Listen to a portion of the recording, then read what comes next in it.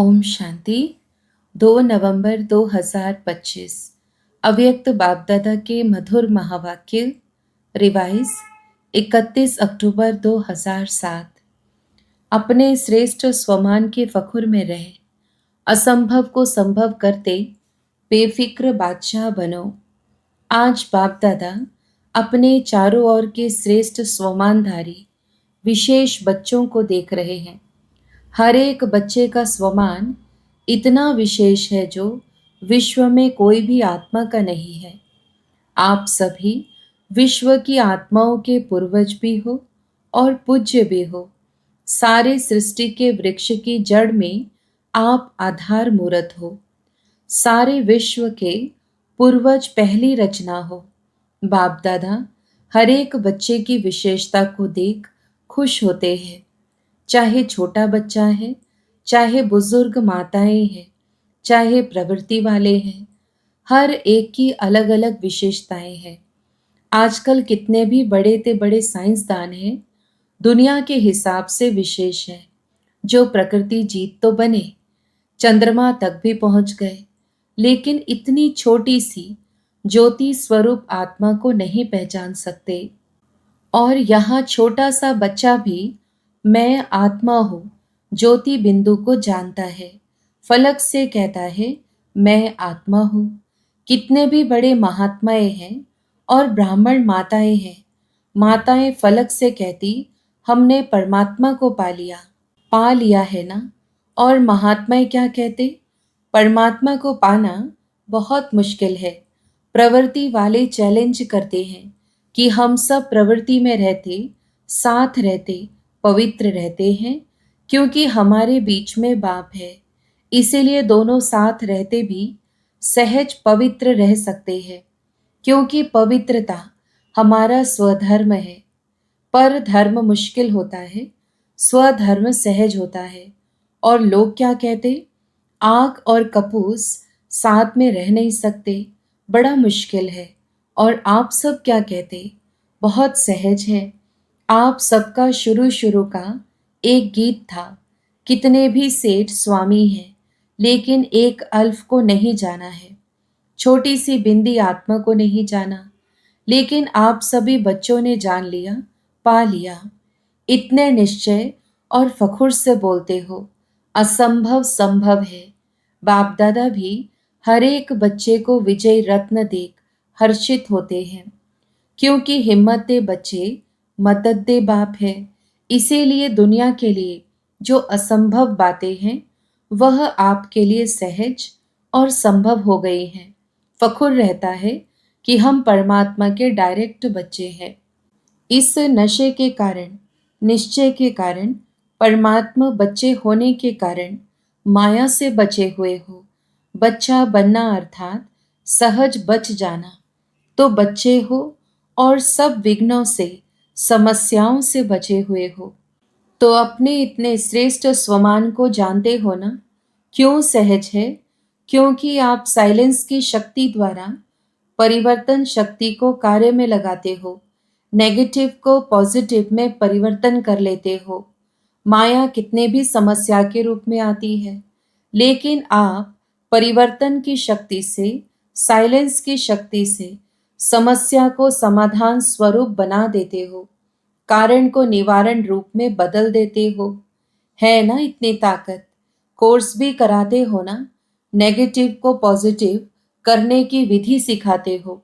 यह परिवर्तन शक्ति बाप द्वारा वर्षे में मिली है। एक ही शक्ति नहीं, सर्व शक्तियां परमात्मा वर्षा मिला है। इसीलिए बाप दादा हर रोज कहते हैं, हर रोज मुरली सुनते हो ना, तो हर रोज बाप दादा यही कहते, बाप को याद करो और वर्षे को याद करो। बाप की याद भी सहज क्यों आती है? जब वर्षे की प्राप्ति को याद करते तो बाप की याद प्राप्ति के कारण सहज आ जाती है। हर एक बच्चे को यह रूहानी फखुर रहता है, दिल में गीत गाते हैं, पाना था वो पा लिया। सभी के दिल में यह स्वतः ही गीत बजता है ना, फखुर है ना। जितना इस फखुर में रहेंगे तो फखुर की निशानी है बेफिक्र होंगे। अगर किसी भी प्रकार का संकल्प में, बोल में या संबंध संपर्क में फिक्र रहता है, तो फखुर नहीं है। बाप दादा ने बेफिक्र बादशाह बनाया है। बोलो, बेफिक्र बादशाह हो? है तो हाथ उठाओ जो बेफिक्र बादशाह है। बेफिक्र हो या कभी कभी फिक्र आ जाता है, अच्छा है। जब बाप बेफिक्र है तो बच्चों को क्या फिक्र है? बाप दादा ने तो कह दिया है, सब फिक्र व किसी भी प्रकार का बोझ है तो बाप दादा को दे दो। बाप सागर है ना, तो बोझ सारा समा जाएगा।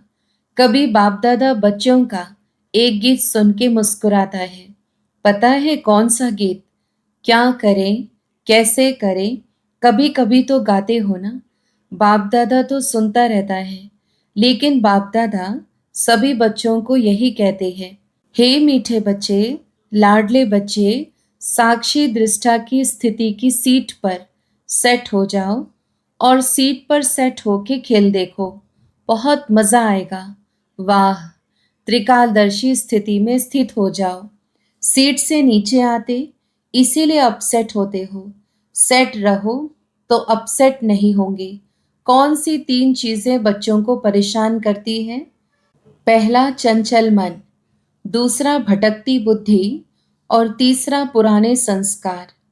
बाप दादा को बच्चों की एक बात सुनकर हंसी आती है। पता है कौन सी बात है? कहते हैं, बाबा क्या करें, मेरे पुराने संस्कार है ना।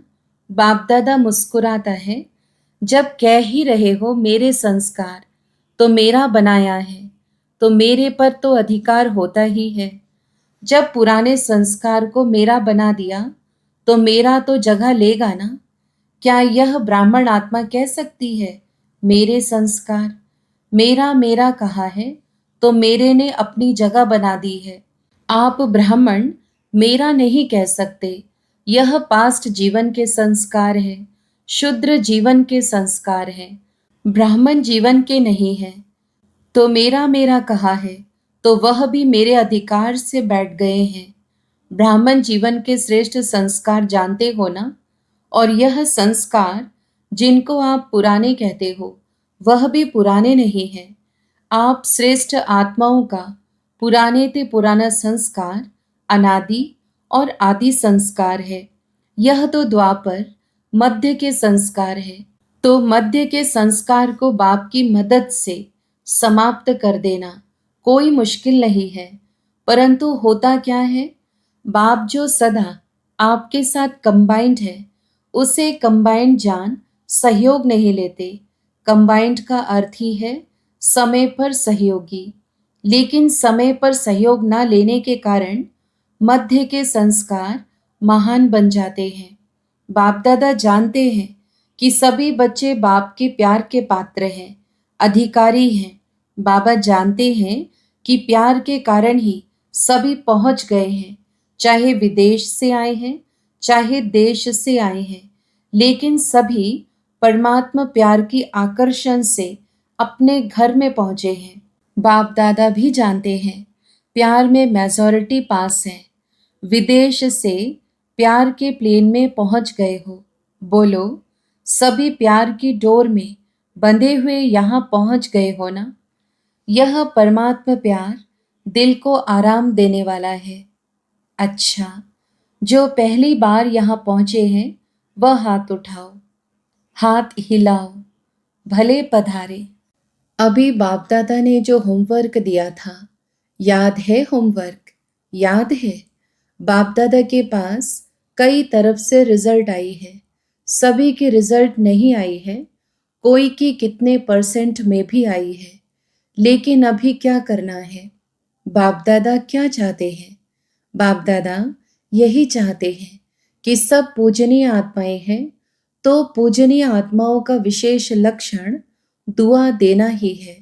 तो आप सभी जानते हो कि आप सभी पूजनीय आत्माएं हो, तो यह दुआ देना अर्थात दुआ लेना अंडरस्टूड हो जाता है।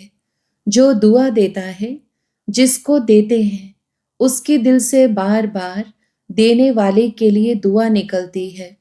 तो हे पूज्य आत्माएं, आपका तो निजी संस्कार है दुआ देना, अनादि संस्कार है दुआ देना।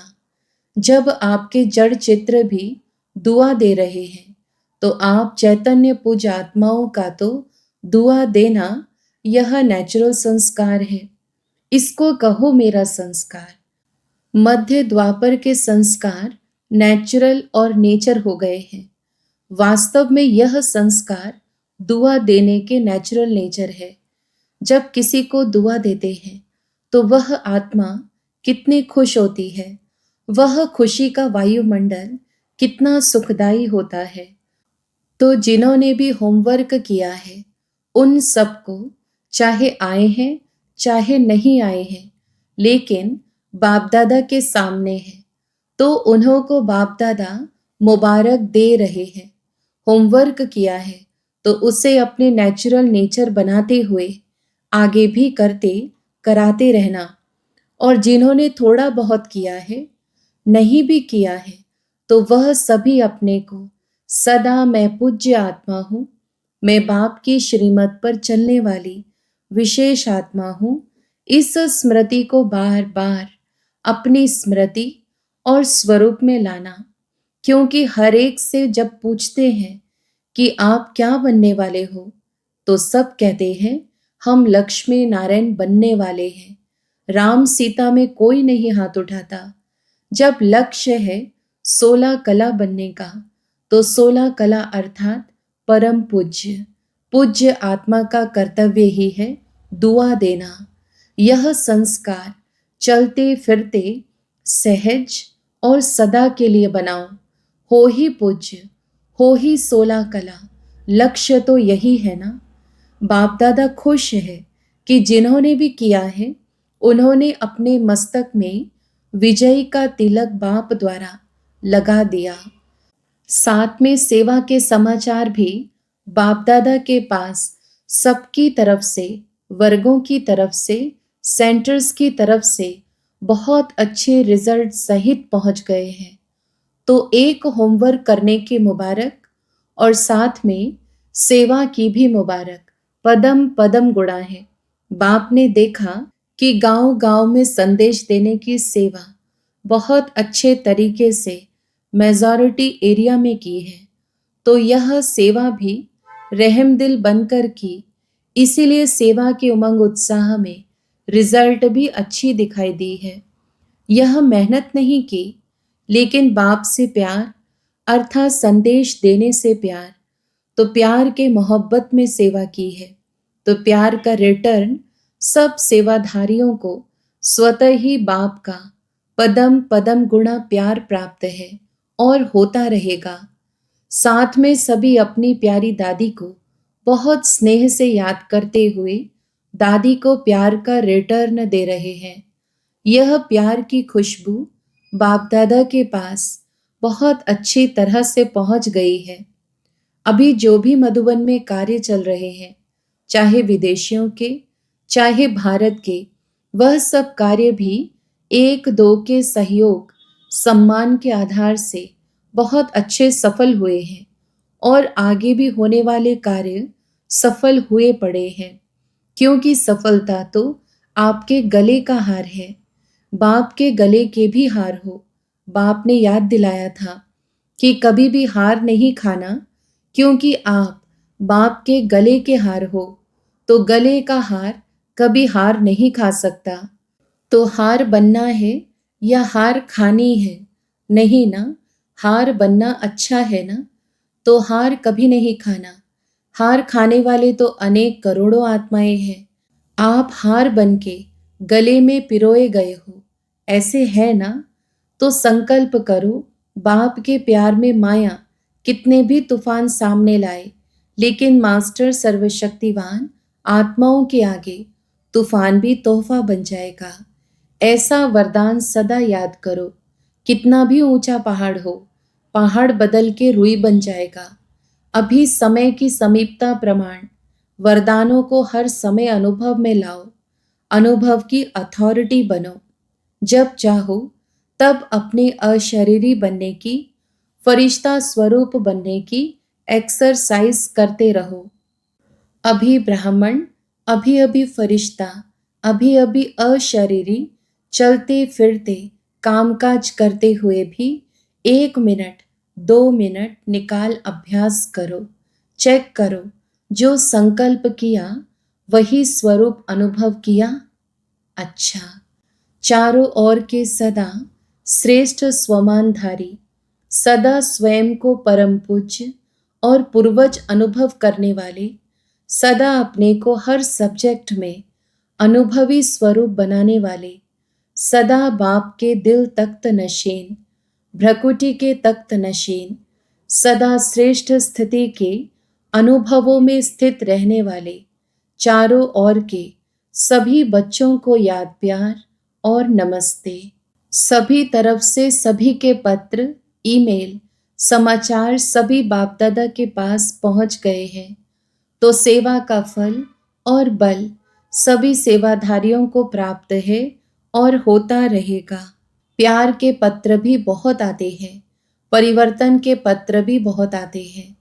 परिवर्तन की शक्ति वालों को बाप दादा अमर भव का वरदान दे रहे हैं।